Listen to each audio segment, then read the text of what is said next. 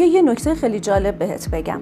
اینجا نوشته که ما قابلیت این رو داریم که 400 تا 800 کلمه رو توی 1 دقیقه با گوشامون دریافت کنیم و پردازشش کنیم.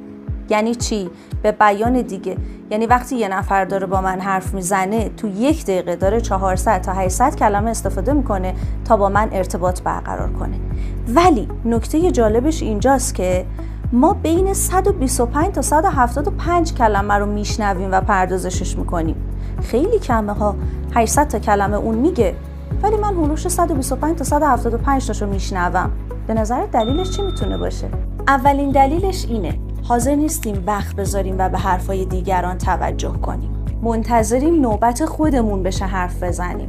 به گفتگوهایی که ذره احساس کنیم که برای ما غیر ضروری هستن اصلا توجه هم نمی کنیم، چه برسه به اینکه بخوایم گوش کنیم. 4مین مورد، خیلی وقتا از اون آدم خوشمون نمیاد